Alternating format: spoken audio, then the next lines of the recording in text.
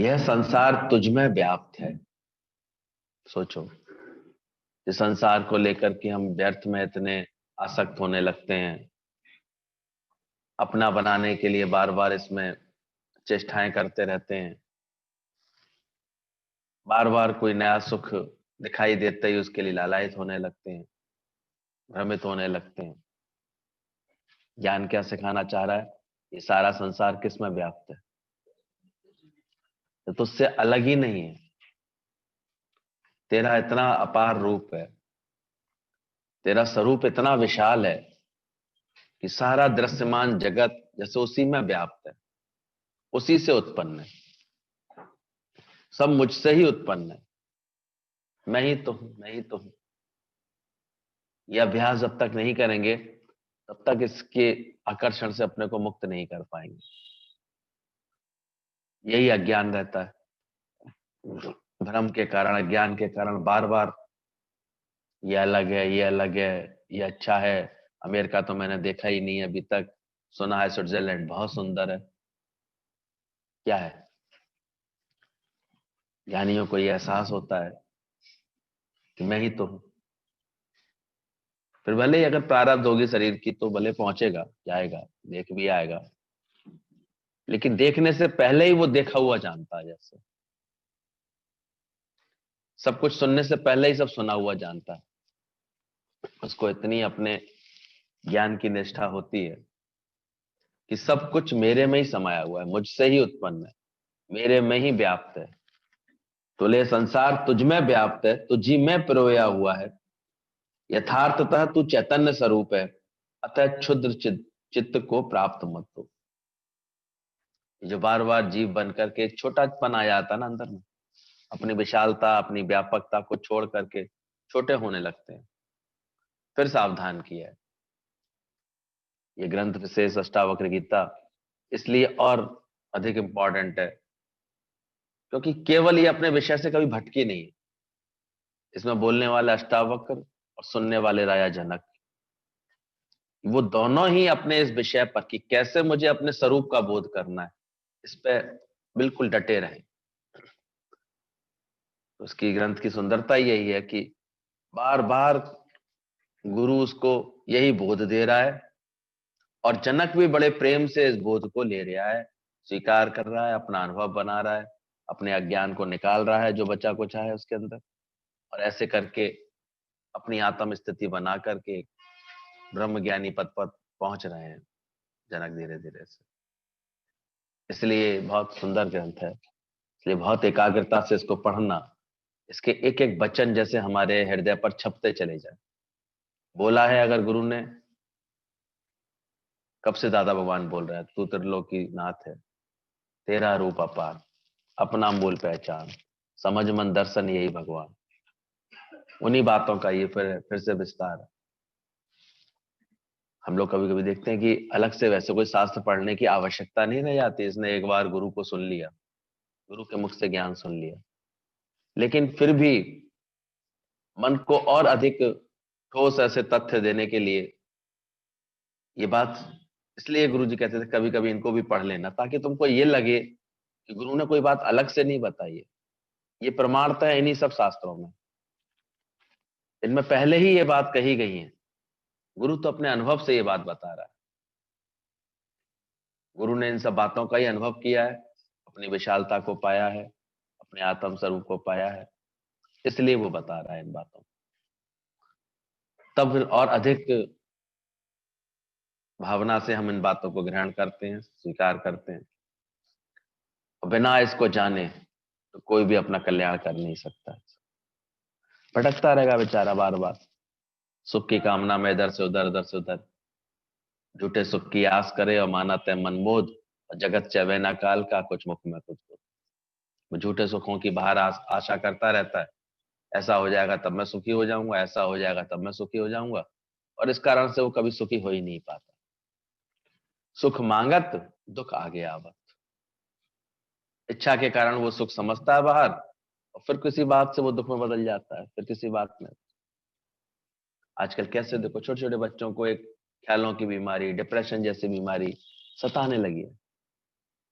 उनको ये कोई ज्ञान ही नहीं दे रहा। वो समझते हैं हमें ये करना था, मुझे ये करना था, लॉकडाउन ने तुम्हारा बिल्कुल ही बेड़ा गर्क कर दिया है, इसकी वजह से तो हम कुछ नहीं कर पा रहे, अब तो हम पढ़ भी नहीं पा रहे हैं, अब तो हमारे क्लासेस जाने कब चलेंगी, अब तो जाने कब कोर्स होंगे, अब जाने कब कैसे होगा, नौकरी मुझे मिलने ही वाली थी, अब जाने कब मिलेगी, जाने कितने कितने ख्यालों से बेचारे परेशान हो जाते हैं। आज में अभी में रह ही नहीं पाते कि मैं आज जहां हूं, परमात्मा ने जहां रखा वहां मैं स्वस्थ रहूं, सुखी रहूं।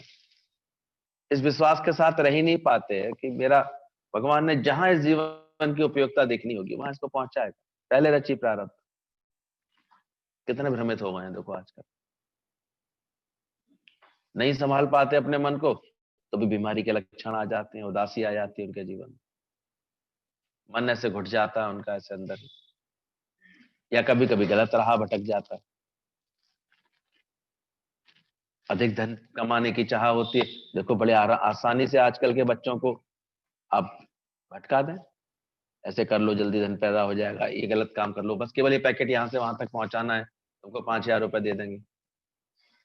बीच में पकड़ लेती है पुलिस, पता लगता है वो तो नशे की चीजें थी। तो 5,000 तो मिले, लेकिन 15 साल की जेल जरूर मिल जाती है, हमेशा के लिए काले खुती आती है।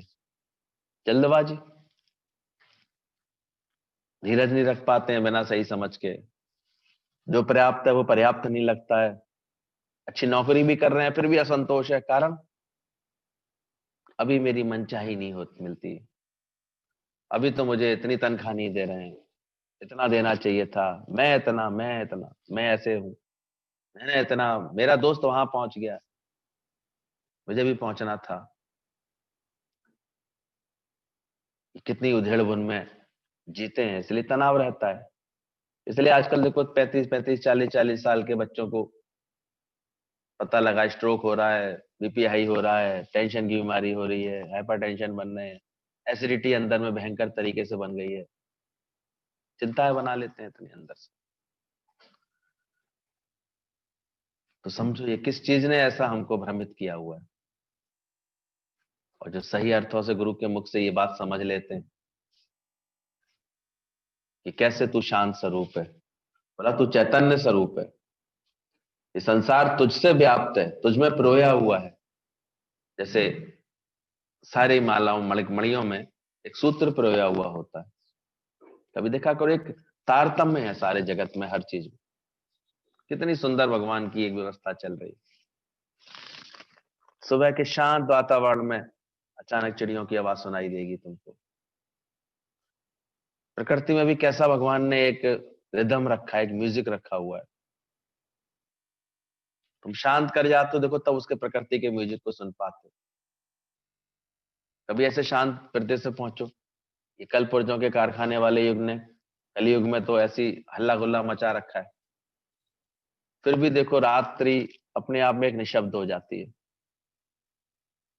इतने जीव जगत हैं जगत में, लेकिन भगवान ने फिर भी कृपा करके कुछ घंटे तो रात्रि के अभी भी ऐसे बचा रखे हैं, तो बिल्कुल शांत हो जाता है, तभी तुम आराम से नींद कर पाते हो। सुबह उठो तो देखो कितना सुंदर। अभी तो पक्षी रहे नहीं है बेचारे शहरों में, क्या करें, वो तो जंगलों में भाग गए हैं, रहने लायक तुमने वातावरण नहीं छोड़ा है उनके लिए, नहीं तो वो चहकते थे, गुनगुनाते थे, ऐसे कुछ बोलते थे, एक संगीत बजता था, पानी बहता था तो एक संगीत बजता था। और जिनके चित्त ऐसे भाव से, प्रेम से, परमात्मा के शुक्रानों से भरे होते हैं, वो तो सुन भी पाते हैं, नहीं तो कहाँ सुन पाते। दो मित्र टहल रहे थे, टहलते टहलते अचानक एक को अचानक ही एकदम से कुछ सुनाई दिया और झुका, और एक तितली थोड़ा कांटों में फंस गई थी, उसने बड़े प्यार से उसको निकाल दिया और उड़ा दिया। बोले अरे तुम्हें कैसे पता लगा तितली यहाँ फंसी? बोले सुनाई दे जाता है। बोले ऐसे कैसे, मुझे तो सुनाई नहीं दिया इसकी आवाज, तुम्हें कैसे सुनाई दे गई? तो सुनाई दे जाती है। थोड़ी देर बाद उसने उसको सिखाने के लिए एक सिक्का ऐसे गिराया, वही टहलते टहलते उसने खट्टे से न मुड़ के देखा दूसरे वाले दोस्त ने, और उठा लिया, अरे ये सिक्का कहाँ से गिरा? बोले इसकी आवाज सुनाई दे गई, आदत ही नहीं की पड़ गई है। तुम्हारे हृदय में प्रेम होता, करुणा होती, तो तुमको उसका भी छटपटाना दिख जाता, सुनाई दे जाता। पर जहां तुमने चित्त को लगा लिया, तुमको इसकी है पैसे की खनक बहुत सुनाई दे जाती है, ये तुरंत तुमको पता लग जाता है। माया भी प्रकृति होती है, देखो माया की सारी बातें, सारे विस्तार बहुत अच्छे से पता है। ये लेन देन ऐसे होता है, शादी में ऐसे होता है, मरने पे ऐसे होता है, जीने में ऐसे होता है, ये काम ऐसे होता है, सब बड़ी बुआ बन के पहुंच जाती है।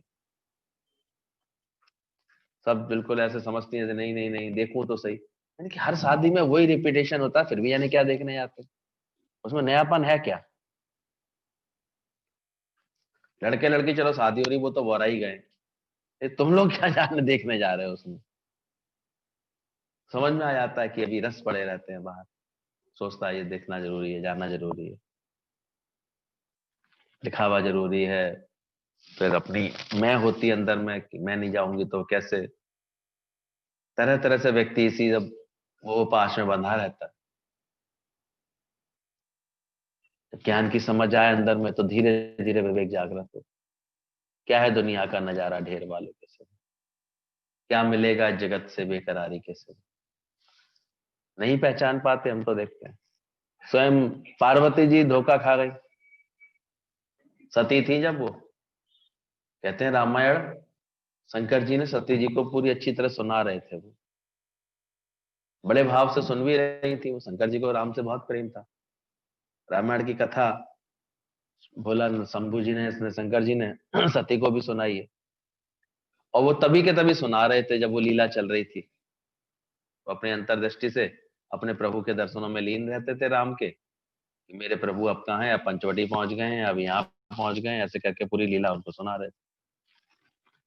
सुनाते सुनाते वो प्रसंग आ गया कि सीता का हरण हो गया। अब राम जो है व्याकुल होकर के, विवल होकर के भटक रहे हैं, हाय सीते करके ढूंढ रहे हैं, पत्ते पत्ते से सीता का पता पूछ रहे हैं, उस पक्षियों से पूछ रहे हैं मृगनयनी मेरी सीता को देखा तुमने कि नहीं देखा। तो ये सब सुन करके सती को थोड़ा भ्रम हुआ, ये इनको भगवान कह रहे हैं और ये क्या कर रहे हैं, ये कैसे भगवान हो सकते हैं फिर, ये कैसे इनको भगवान कह रहे हैं, अवतार कह रहे हैं? ये तो बिल्कुल ऐसे, अब रोता हुआ से कोई विचरण करे तो लगता है ये तो मनुष्य ही है, ये तो ऐसे लीला कर रहे हैं, ऐसे कर रहे हैं। शंका आ गई उनके अंदर में। शिव जी ने कहा देवी शंका नहीं करो, श्रद्धा से सुनो। पूछा तो बोले ये लीला है उनकी, मानवीय लीला है, वो कर रहे हैं, बड़ी सुंदर लीला कर रहे हैं, ऐसी अद्भुत लीला कर रहे हैं वो। इस समय खास अपनी प्रिय सीता को खोज रहे हैं, तो खोजते में ये लीला उनको करनी है। उनको नहीं आई, वो तो ऐसे कैसे, मैं देखूं तो सही। बोले देख लो, तुम ही जाके परीक्षा ले लो, तुम ही जाके समझ लो, सभी को पता है। सती को लगा कि चलो मैं देखती हूँ जा करके, वो कैसे, उनको विचार अंदर विचार आ गया कि मुझे सीता माता का ही रूप रख करके वो अचानक एक जगह एक रास्ते में खड़ी हो गई। ढूंढते वो उधर ही आ रहे थे, अंतर्यामी राम तो सब पहचान गए क्या लीला चल रही। उन्होंने वो रास्ता बदल दिया, वो दूसरे रास्ते में ढूंढने चल दिए। उन्होंने देखा इधर आते आते इधर तो नहीं आ रहे हैं, अब वो दूसरे रास्ते पर भी आ गए इधर से घूम के। कहते राम ने 3 बार रास्ता बदला, लेकिन वो भी ठनी हुई थी, नहीं आज तो मैं चेक करूंगी करूंगी क्या कौन है ये, शायद ये रास्ता बदल, शायद मैं नजदीक नहीं आ पाती, मुझे देख नहीं पाते हैं इसलिए रास्ता बदल ले। अब तो बिल्कुल ही निकट आके खड़ी हो गई। राम तो पहचान ही गए थे उनको, जानते थे कौन है। कहते हैं माता आप यहाँ कहाँ, और पैदल आ रही है, नंदी भी नहीं है, भोलेनाथ कहाँ छोड़ा है, भोलेनाथ है कहाँ? अब उनको एकदम से लज्जा लगी, बोले ये क्या, इन्होंने तो पहचान लिया मुझे, ये तो बिल्कुल भी सीता के रूप में देख करके बिल्कुल भी, क्योंकि वो उनको तो लीला सारी पता थी, प्लेयर उसको तो पता होता ना कि अगला रोल क्या करना है, मुझे क्या करना है। ज्ञानी तो जानता है कि आगे मुझे क्या करना है, कैसे होना है, ये मैं लीला कर रहा हूँ, पार्ट प्ले कर रहा हूँ, इसलिए उसकी हर चीज बड़ी सुंदर लीलावत चलती है। उसे अच्छी तरह पता है लास्ट का सीन क्या है इसका। एक दिन बिल्कुल श्वासा रुक चुकी होंगी, 4 लोग हरिओम हरिओम कर रहे होंगे, ले आने की तैयारी हो रही होगी, ये लास्ट का सीन है, शरीर का इससे ज्यादा क्या होगा नहीं पता। बड़ी उम्र अगर होगी तो इंद्रियां शिथिल हो चुकी होंगी, अच्छी तरह पता है। One day this body will leave me, ये उसको पता रहता है। इसलिए ज्ञानी को तो सब पता होता है। आप बताओ आगे आगे कल क्या हुआ? कल की क्या, हमें तो अंत की पता है। कल की क्यों बताया तुम्हें? अंत की सीधे सीधे सुन लो हमसे क्या होगा। अच्छी तरह पता है, पहले रची प्रारब्ध, इसकी प्रारब्ध रची हुई है। जो जो इसका बना हुआ उस खेल को मुझे देखना है साक्षी होकर के। सारा खेल फिक्स है इसका, अच्छे से देखेंगे उस खेल को। खेल था, खेल डाला ऐसी चाल से, गुरु ने झगड़ा खत्म कर दिया, अभी जग में आना ना जाना पड़ा। ज्ञान के अभ्यास से ऐसी समझ आ जाती है, निश्चिंतता आ जाती है। तो राम तो निश्चिंत जानते थे, लेकिन गड़बड़ी सती के साथ हो गई। जब वो बेचारी शर्मा करके लौटी, अपना भ्रम तोड़ के लौटी, तो उधर भोले बाबा जो है नखरे दिखा गए पूरी तरह। बोले इन्होंने मेरी माता का रूप रखा, अब मैं इनको नहीं अपना सकता। बोले जिनको मैं माँ समान, सीता को माँ समान जानता हूँ, अपने आराध्य की पत्नी को माँ कह रहा हूँ, फिर भी इनकी समझ में नहीं है। कहते उसी क्षण से भोलेनाथ ने उनका त्याग कर दिया था। अंदर से त्याग किया, ऐसे नहीं बाहर से कोई निकाल दिया। जुड़न भी अंदर की होती है, त्याग भी अंदर का होता है। तो ज्ञानवान अंदर से सब जगत को त्याग करके बैठा है, अंदर से जानता है जग रचना सब झूठ है। बाहर से भले ही बैठा रहे, उसमें क्या दिक्कत? बाहर से जगत तो कोई दूषण थोड़ी है, भूषण है उसका, आभूषण। बाकी तो लीला फिर सभी जानते हैं, कैसे सती को भ्रम हुआ कि उसके पिता ने नहीं बुलाया है शंकर जी को, तो वो चली गई उसमें यज्ञ में, और वहां इतनी अपमानित महसूस किया उन्होंने अपने आप को, तो आखिर अपने को ही पूरी तरह से अग्नि में स्वाहा कर लिया। ये उसी के बाद की लीला है। और फिर कैसे बहुत जन्मों की तपस्या के बाद पुनः पार्वती के रूप में आकर के मिलना हुआ उनका बोले। तो यही होता, आदमी जब जब भी भटकता है, व्यर्थ में कष्ट को पाता है। बाकी तो वो सुख स्वरूप है। बोला तू चैतन्य स्वरूप है, इस क्षुद्र चित्त को प्राप्त क्यों होता रहता है? आगे बोला इसमें तू निरपेक्ष है, अपेक्षा रहित है। ये तेरी आत्मा का गुण है। आत्मिक भाव में आता जाएगा, तेरी किसी से कोई अपेक्षा नहीं रहेगी।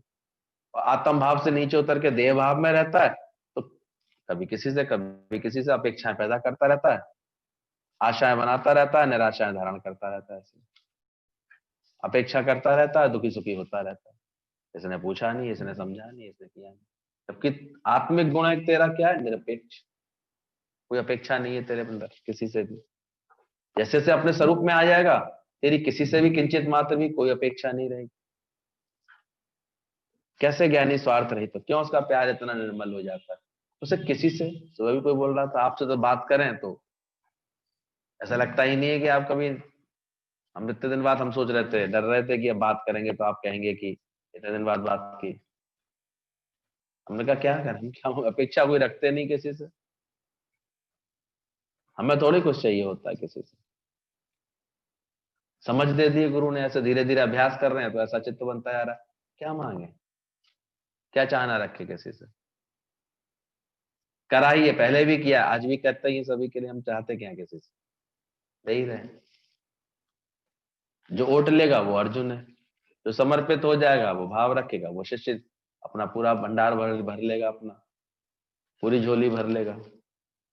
और जो ऐसे ही अपने को भ्रमित रखेगा तो भ्रमित भ्रम में जीता रहेगा, नहीं पहचान पाएगा। गुरु भी अपने साकार को लेकर के लीला करने के लिए आया है। भगवान साकार रूप में मिला है प्रेम के लिए, बाकी तो निराकार रूप में है, वो आत्म रूप में है सब जगह। बाहर गुरु का स्वरूप मिलना, गुरु का साकार रूप मिलना किसके लिए मिला है? सिर्फ प्रेम के लिए। इसलिए वो प्रेम करता है, प्रेम ही करता है, प्रेम ही देता है, प्रेम ही लेता है, जैसे प्रेम में रहता है। अब उसका प्रेम होता है, तुमको समझ में कभी कभी नहीं आता। अब चावल में कंकड़ होगा तो उसे बीनोगे तो ये प्रेम नहीं चावल से, कंकड़ को हटाए तो तुम्हारे अंदर के किसी बेकार को दूर कराए, इसका प्रेम नहीं है। तुम्हारे अंदर की जो क्षुद्रता है, जो छोटी छोटी अज्ञान है, उसको रोज बैठ के गुरु निकालता रहता है। अंतर हाथ सहार दे, बाहर मारे चोट। बाहर से चोट भी कभी कभी दिखाई देती है गुरु की, लेकिन अंदर में उसी का ही तो हाथ होता है। तो जो करते हैं, अपने आप को बनाना चाहते हैं, उपयोगी बनाना चाहते हैं अपने जीवन को, वो तो समर्पित हो जाते हैं जल्दी से। तो किसी बात से वो उलझते नहीं है, हर बात में जानते हैं लीला है। पहचानो पहले अपने अंदर, पहले इतनी श्रद्धा तो रख के देखो अंदर में, बात तो रख के देखो। व्यर्थ में हम देखते हैं लोग फालतू सोचते हैं, फालतू बोलते हैं। अब जो पूरी स्थिति में नहीं है, वो तो जरा जरा बातों में उलझने लगते हैं। ऐसा क्यों किया इन्होंने, ऐसा ही नहीं करना चाहिए था, ये ठीक नहीं है। क्या ठीक नहीं है? जब ब्रह्म के सिवा कुछ है ही नहीं, तो क्या ठीक नहीं? ब्रह्म ही ब्रह्म हर जगह समाया, इसके सिवा कुछ नजर ना आया। तो अपनी ब्रह्माकार वृत्ति से भटकते हो, तो व्यर्थ में उलझते हो। फिर व्यर्थ में तुमको जो है कुछ बोलने का, बताने का मन करता है। ज्ञानी सहज होता है, सहज उसका। हम तो बहुत बार चेक करते हैं कि कहीं बोलने की वासना या बोलने की इच्छा से तो नहीं सत्संग कर रहे हैं। सावधान करते हैं अपने आप को तुरंत, अगर ऐसा लग रहा है तो। फिर बार बार मनन करके लगता नहीं, अब किसी का भाव बुलवाएगा, किसी के संकल्प से बात होगी। यहाँ बैठे हैं तो किसी का भाव होगा, किसी का संकल्प होगा, ऐसे थोड़ी आएंगे। भावना बलवान है तो पल में खड़ा भगवान। और धीरे धीरे हम तो देखते हैं ब्रह्मज्ञानी का तो सब बाहर से छूटता चला है। गुरु जी को केवल एक कमरे तक सीमित देखा, फिर लास्ट में कहीं आने आने की उन्हें जरूरत नहीं पड़ती थी।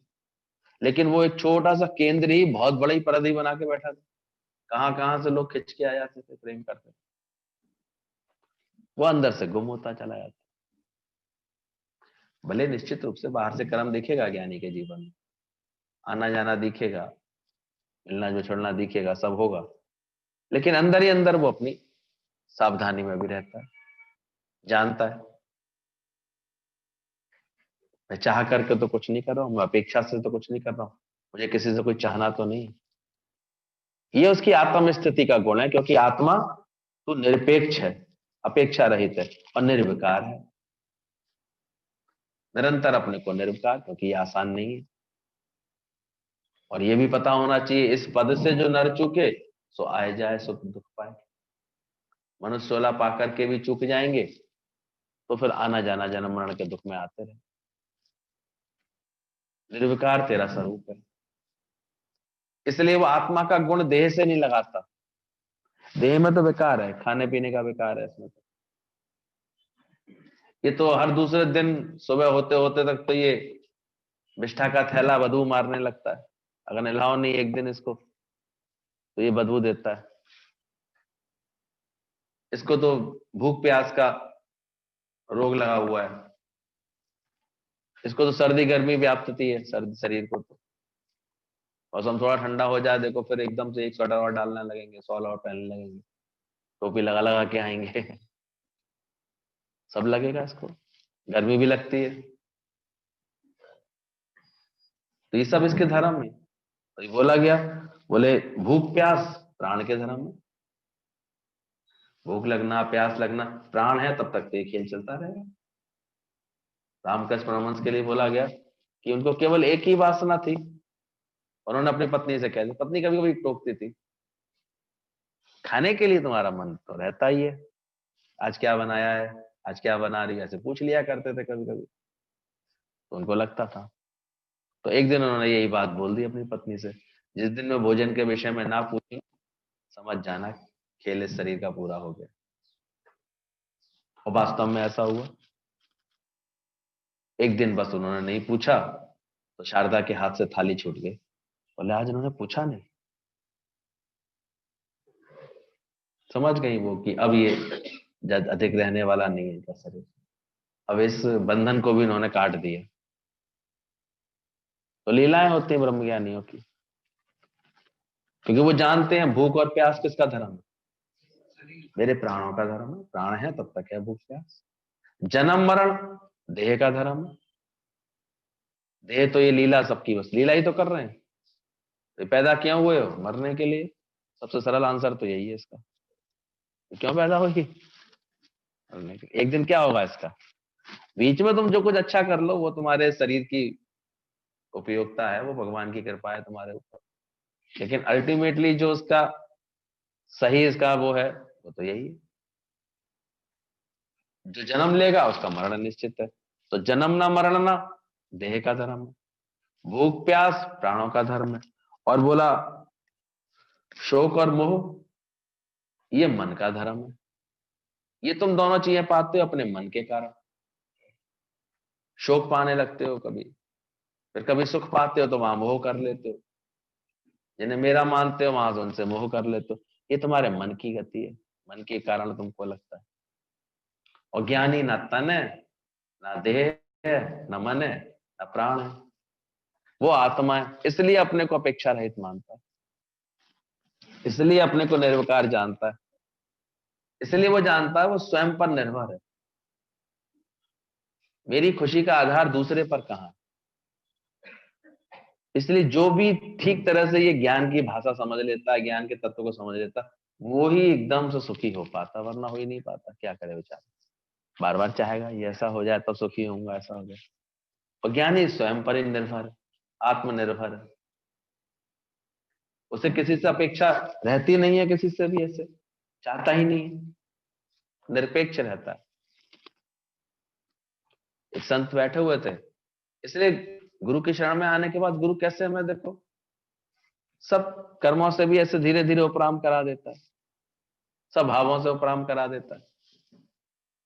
एक संत जी बैठे हुए थे, शांत अपने भगवान के भजन में लीन थे। लोग प्रेम करते ही हैं ऐसे संतों को, इसके मुख पे भगवान का नाम होगा, भगवान का ज्ञान होगा, तो लोग विशेष उसके लिए भाव रखते हैं।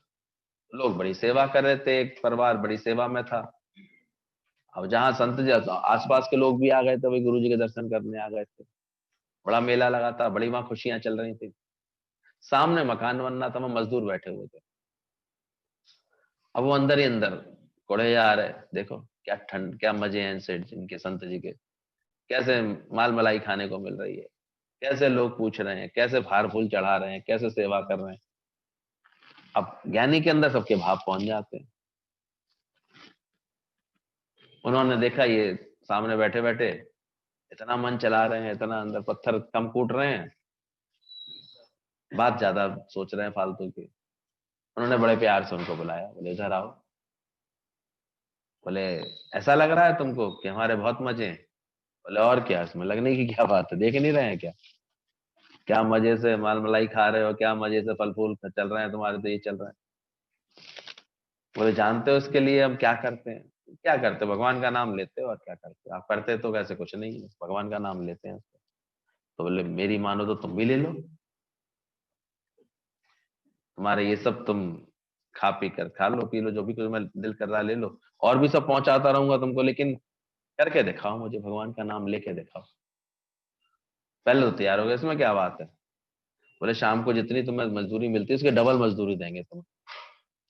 तीनों को अलग अलग कोठरी में बंद कर दिया। बोले कुछ मत करो, ये माला पकड़ो और चित्त लगाओ भगवान में केवल। तो शुरू में तो लग गए। अब जहां आधा पौना एक घंटा हुआ उनका तो मन ही ना लगे, क्योंकि वहां बैठे बैठे आदतें थी कपियाने की, बीड़ी पीने की, चाय पीने की, इधर उधर की बातें करने की। मन बिल्कुल ना लगे। थोड़ी देर, 2 घंटे, 2 घंटे, 3-4 घंटे तो किसी तरह से उन्होंने शांत बैठाला अपने आप को। फिर आके कहते हैं जी रखी माला, हम नहीं बैठ सकते ऐसे, हमारा हमारा चित्त नहीं लग सकता। संत ने कहा फिर समझ में आया, हम कोई सरल काम कर रहे हैं क्या? तुम्हारा मन बेकार चला रहे हो तुम बैठे बैठे, तुम करो स्थिर अपने मन को, तुम शांत चैतन्य स्वरूप आत्मा में आ जाओ, आके तो दिखाओ। कहाँ रह पाते हैं? अभी गुरु की कृपा से बड़े मुश्किल से घंटे 1.5 घंटे कोई शांत हो पाता, फिर देखो हलचल फुतर फुतर शुरू हो जाती है। यहाँ अभी मैं थोड़ा सत्संग ही लंबा कर दूं तो खुतर फुतर शुरू हो जाती है। ये करना है, करना है, जाना है, कुछ तो उठ लेते हैं, बेशर्म तो उठ ही जाते हैं। हमें तो है नहीं, इतनी अदब भी नहीं है कि अरे भाई गुरु अभी नहीं उठा है, अभी ना उठे, उठ जाते हैं बीच में। क्योंकि उनका संकल्प ही ऐसे है, उनका मन का भाव ही ऐसा खींच के ले आता है, ऐसे करते। तो ध्यान देना कि अंदर से तुम कैसे, तो निर्विकार है, स्वनिर्भर है, शांति और मुक्ति का स्थान है। वास्तव में तुम्हारा जो स्वरूप है वो खुद ही शांत स्वरूप है, वो मुक्त स्वरूप है। उसको भूल करके शांति की तलाश में भटक रहा है। मुक्ति को चाहिए, मुक्ति चाहिए, किससे मुक्ति चाहिए तुमको? है वो ही मुक्त स्वरूप। अपनी आत्मा से प्रेम तो करके देखो, अपने स्वरूप में जाग करके तो देखो। तो ऐसा अगाध बुद्धि रूप है तू, और क्षोभ शून्य है। तो खुद ही मुक्ति और शांति का स्थान है, अगाध बुद्धि रूप है, क्षोभ शून्य, अतः चैतन्य मात्र में निष्ठा वाला हो जा। पूरे प्रकरण में, पहले प्रकरण में ही भरपूरता से पूरे ज्ञान का बोध दे रहे हैं। और उसका परिणाम ये होगा, देखना दूसरे प्रकरण से ही जनक उनको अपनी स्थिति बताना शुरू कर देते हैं। ऐसा नहीं कि सालों साल बैठे हैं, गुरु पूछता क्या और क्या चल रहा है, अभी कुछ स्थिति है ही नहीं अंदर में, कोई ज्ञान की बात बताने का भी मन ही। अभी तो जगत ही घुमड़ घुमड़ कर रहा है अंदर में।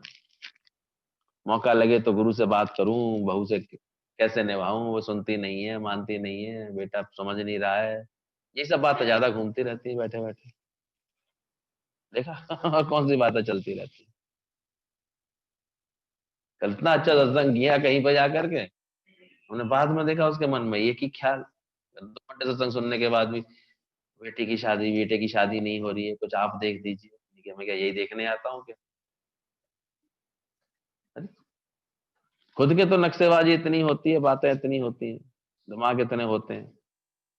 आजकल कोई मजाक हो रहा, किसी को जचेगा तो कर देगा तेरे लड़के से, लक्षण होंगे उसमें तो कर देगा तेरे लड़के से शादी, नहीं तो कोई कहां से कोई आ रहा है।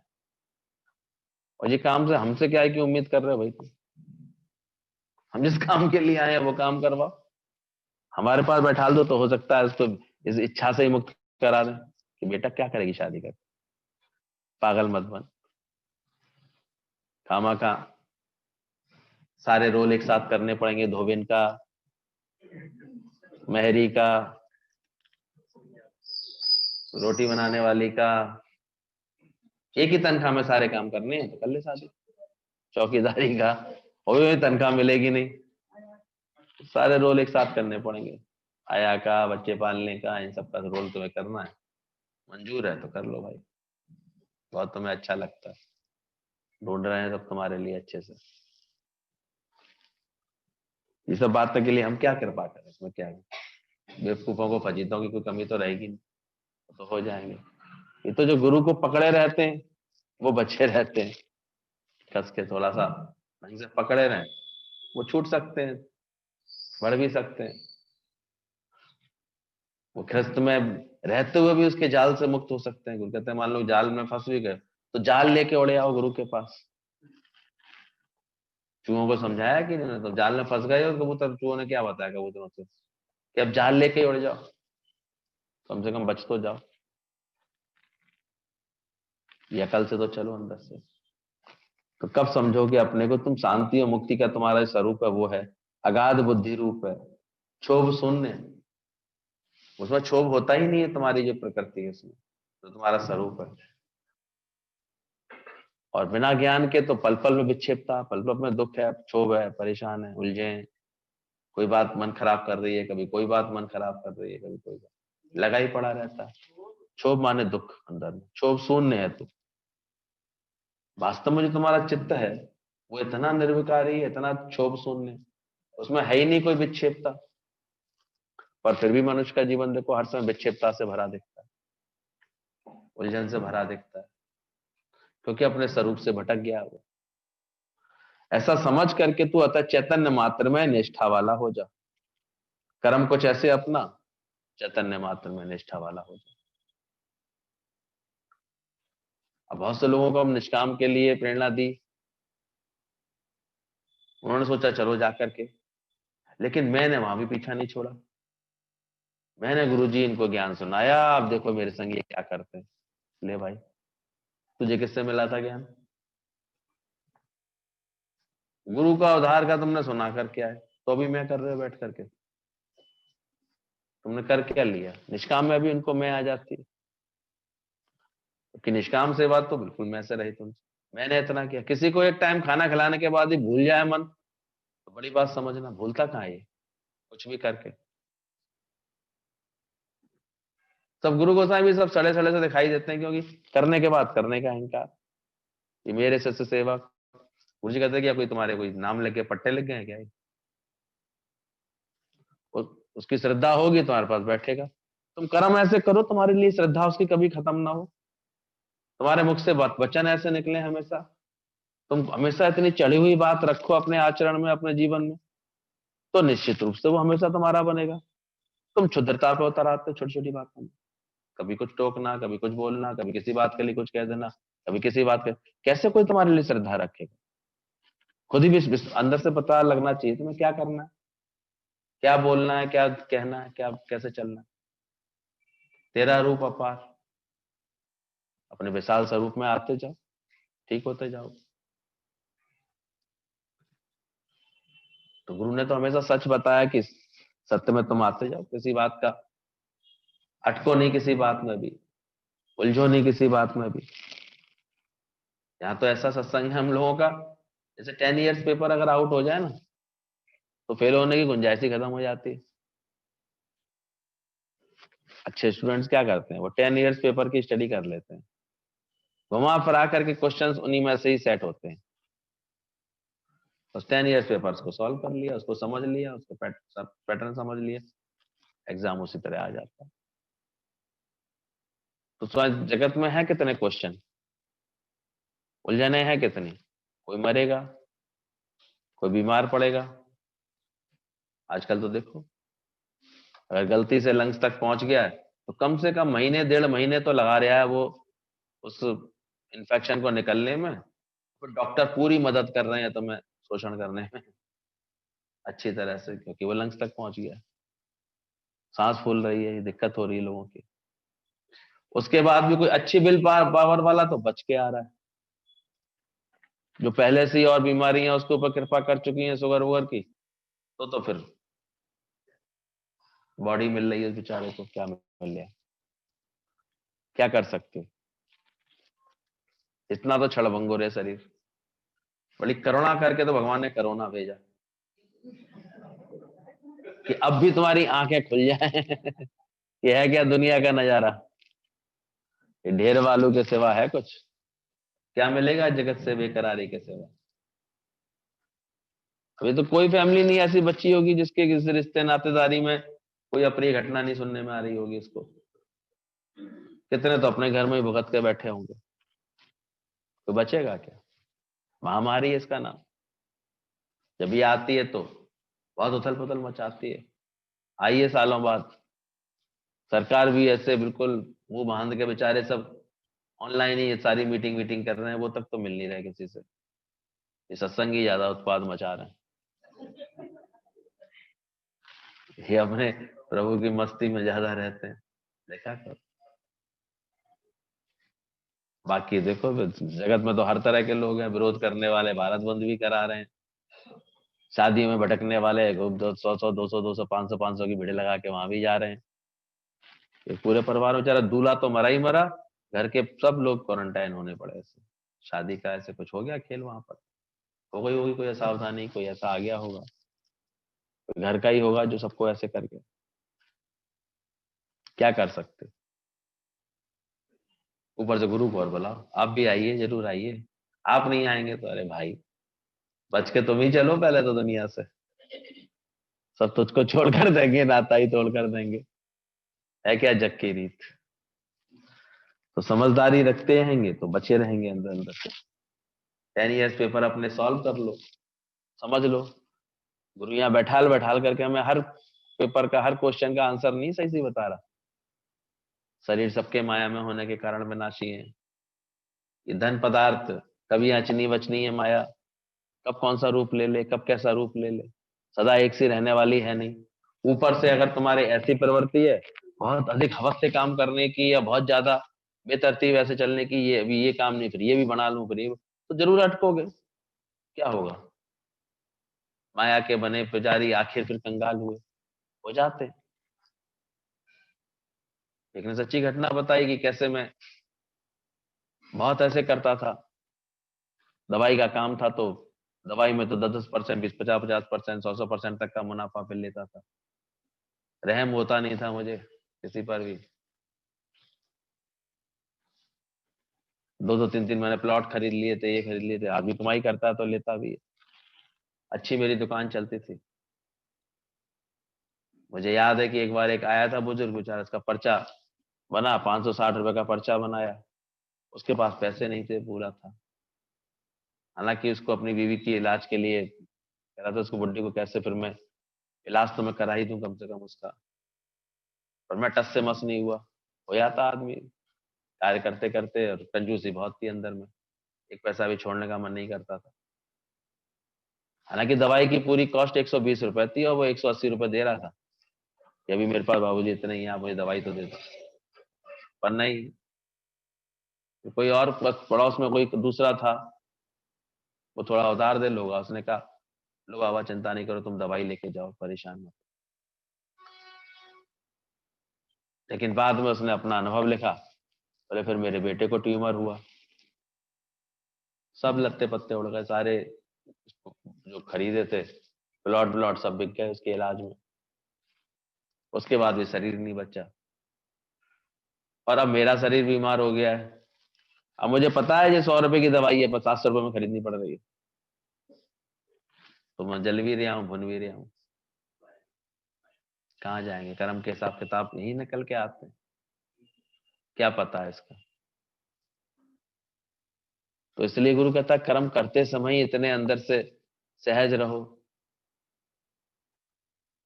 इतनी बेकार की आपाधापी नहीं करो। उचित तरीके से चलोगे तो तुम ठीक रहोगे। बाकी तो ये माया खेल ही ऐसे करती है। माया धोखा ना दे, ये खेल ना देखा, ऐसा होता है किसी के भी जीवन में? कब तक बचे रहोगे तुम सोचो। कितने बच सकते हो तुम इससे? इसलिए मनुष्य को हर तरफ से विचार पूर्वक चलना चाहिए। कर्म कैसा कर रहे हो तुम? कर्म करते समय तो चेतता नहीं है, फल आ जाते हैं तो मनुष्य फिर उलझता है। तो फल के लिए तैयार रहना सीखो। कम से कम पेपर आउट तो कर ही दिया है ना गुरु ने, कि माया तो खेल करेगी करेगी। पहले ही तुम अपना मन इससे हटा के रखना। और बाकी जो बिल्कुल गुरु के रंग में रंगे जाते हैं, वो कितने अच्छे से हैंडसअप भी कर लेते हैं, छूट गए, क्या करना। वो तो फिर खेल देखते हैं कैसे भगवान इस शरीर को चलाता है, अपने आप चलाता है। पहले रची प्यारा, निष्कामी हो जाते हैं तो और ज्यादा खेल देखते हैं वो तो फिर अंदर से। कैसे सप्तऋषियों की थाली अपने आप चल के आती, तो ऐसे उनको अपने जीवन में लगता है कैसे हमारे कार्य भगवान करने वाला है, मेरा काम करे करता, कौन चलावे कौन हिलावे। तो अंदर से पक्का करते आओ। कहाँ से खाएंगे, कहाँ से। एक सुखमनी साहब पढ़ रहा था, वो आकर के कहता है ये पढ़ते रहेंगे तो खाना कहाँ से खाएंगे। उसने उसकी शक्ल देखी और दोबारा पढ़ने लगा। अरे आपने बताया नहीं कहाँ से खाएंगे। फिर शक्ल देखी, फिर नए सिरे से पढ़ने लगा। बोले तेरे ऐसे अविश्वासी की शक्ल देख के मुझे दोबारा पढ़नी पड़ रही है, भाग यहाँ से। कहाँ से खाएंगे, कैसे खाएंगे। अरे ईश्वर परमात्मा अपने आप करता है, मनुष्य मजूरी देता है, पता रखे भगवान। तो उसका भजन करते हैं कि ऐसे रह जाते हैं, तो पहुंचाता है अपने भक्तों को अपने आप ही। खुदा अपने बंदों की खुद करता निगरानी। नया बिस्तर नया दान, नया मांजा नया दाना पानी। नई मंजी मिल जाती है उनको, हमेशा नई नए बिस्तर पर सोएंगे, नया दाना पानी मिलेगा, अपने आप ही मिलता है। पर खुदा के बंदे बनो तो सही, इतना उसकी रहमत में जीना तो सीखो अंदर से। तो ध्यान रखना, तू आत्म स्वरूप होने के कारण ही तू शांति और मुक्ति का स्वरूप है। ये अलग से तुझे पानी नहीं है कहीं से, कि शांति तुम्हें पानी है कहीं पर, या मुक्ति कहीं पानी है। ये तुझे स्वतः ही प्राप्त है। पानी गर्म है नहीं, बस अग्नि के संपर्क में आने के कारण गर्म गर्म हो गया। पानी का स्वरूप क्या है? शीतल, शीतलता उसका स्वरूप है। इसी तरह से तुम्हारा जो स्वरूप है वो शांत है। अशांति तो तुमने फिर जगत का संग कर लिया है, जीव भाव का संग कर लिया, इसलिए अशांति रहती है तुम्हारे मन में। तो संग रहित हो जाओ, असंग हो जाओ, तुम शांत होते चले